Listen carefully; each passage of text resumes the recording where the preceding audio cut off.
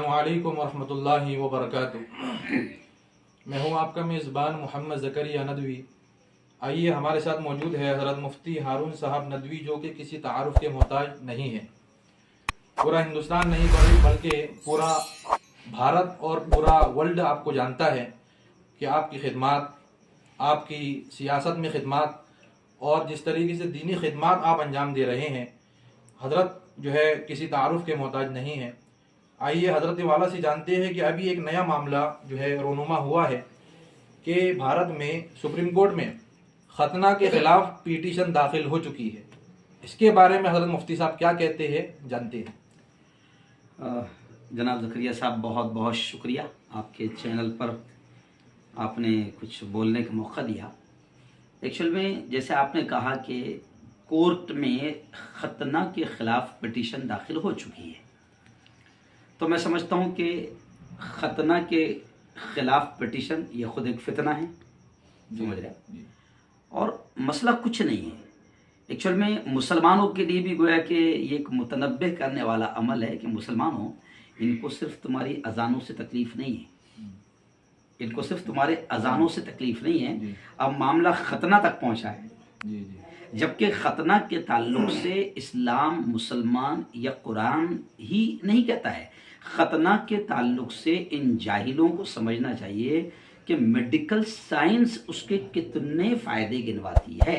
बाकायदा कुछ जिन मुल्कों को आप तरक्की याफ्ता मुल्क समझते हैं, तो कई ममालिक ऐसे हैं, वेस्टर्न कंट्रीज़ और कई मगरबी ममालिक ऐसे हैं कि जहाँ पर बाकायदा खतना की जाती है, पैदा होती। उनका ये मानना है कि खतना इस्लाम या मुसलमान का हुक्म नहीं है, या उनका मुसलमानों का तरीक़ा नहीं, बल्कि खतना को मेडिकल साइंस ये कहती है कि खतना का अमल इंसान को कई किस्म की बीमारियों से बचाता है, यहाँ तक कि बहुत सारे कैंसर की बीमारियों से बचाता है और बहुत सारे सेक्सुअल प्रॉब्लम्स से बचाता है। और ख़तना में जिस हिस्से को काटा जाता है, इस पर मेडिकल साइंस कहती है कि उतने हिस्से का काटना ज़रूरी है। मेडिकल साइंस के तौर पर ही मैं बात करूँगा कि मेडिकल साइंस खुद कहती है कि अगर उतना हिस्सा जो चमड़ी का कुदरती जो जायद पैदा होता है, वो अगर ना काटा जाए, तो आदमी जो यूरिन करता है, पेशाब करता है, तो उन पेशाब के कतरों में जो यूरिक एसिड रहता है, जो बड़ी ख़तरनाक बीमारी होती है यूरिक एसिड। यूरिक एसिड अगर खतना उतने हिस्से की न की जाए, तो यूरिक एसिड इंसान के लिए बहुत ख़तरनाक बीमारी का जरिया बनता है। तो मेडिकल साइंस खुद खतना के फायदे बयान करती है। वेस्टर्न कंट्रीज कुछ ऐसे हैं कि जहां पर पैदा होते ही हर बच्चे की, चाहे वो किसी जात का हो, किसी धर्म का हो, खतना करवाई जाती है। तो इन जाहिलों को समझाए कौन? मगर मसला इनका खतना नहीं है, मसला है इनका फितना।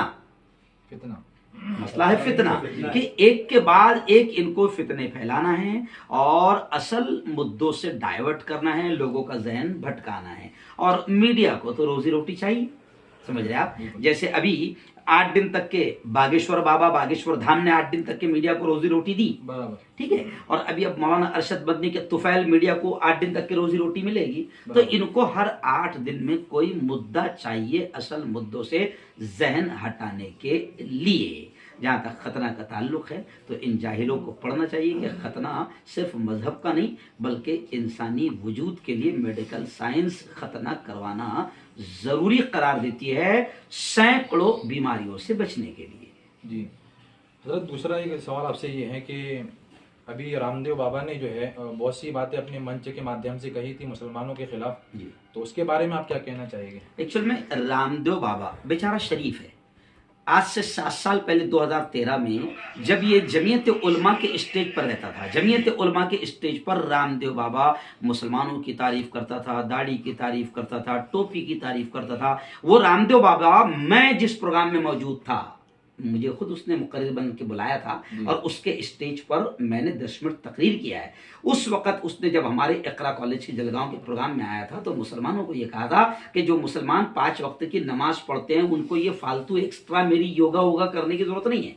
तो 2013 में ये जमीयत उलमा के स्टेज से मुसलमानों की तारीफ के बयान करता था जी। लेकिन जैसे ही 2014 में बीजेपी की हुकूमत आ गई, तो अब ये बीजेपी की दलाली करने लगा है। बीजेपी खुद चाहती है कि हिंदू मुसलमानों में विवाद होता रहे, क्योंकि बीजेपी जानती है, सत्ता जानती है कि जितनी नफरतें फैलेगी उतना हमारी कुर्सी बचेगी, टिकेगी और आगे चलेगी। तो रामदेव बाबा जैसे ऐसे कई दलाल हैं जिनको इस्तेमाल किया जा रहा है और ये हिंदू मुसलमानों में नफरतें फैला रहे हैं। रामदेव का कसूर नहीं है। 2024 में अगर बीजेपी गिर जाती है तो फिर ये वापस जमीयत के और कांग्रेस के स्टेज पे आ जाएगा। तो ये तो यूँ समझिए कि बस जिधर बहाव रहता है उधर चले जाते हैं। वरना रामदेव बाबा बेचारा बहुत शरीफ आदमी है और वैसे भी मुसलमान या उसको सही अंदाज में दिखाई भी नहीं देता, क्योंकि कुदरती तौर पर उसकी 1.5 आंख हैं। जी जी। तो वो पागल बातें भी करता है, तो उस पर ध्यान देने की जरूरत नहीं है। नहीं, मतलब जो है कहने का मतलब ये है कि रामदेव बाबा खुद नहीं बोल रहे बल्कि बुलवाया जा रहा है। जी, ये खुद नहीं बोलते हैं, इनको बुलवाया जाता है, इनको लिख कर दिया जाता है कि बेटा आज तुमको ये नया फितना फैलाना है। फिर उसके बाद में अपने आतंकी चैनलों को, अपने दलालों को, गोदी मीडिया को ठेका दिया जाता है कि बेटा अब बाबा रामदेव की बात को ऐसे चलाना है। तो ये पूरा एक धंधा है। इस धंधे पर ना हिंदू ध्यान दे ना मुसलमान ध्यान दे, तो मैं समझता हूँ कि मुल्क आगे बढ़ेगा। शुक्रिया मुफ्ती साहब, अल्लाह ताला आपको जज़ाए खैर अता फरमाए और आपकी दीनी खिदमत और सियासी खिदमत को कबूल फरमाए। मैं हूँ आपके साथ मोहम्मद ज़करिया नदवी। अस्सलामु अलैकुम व रहमतुल्लाहि व बरकातुहू।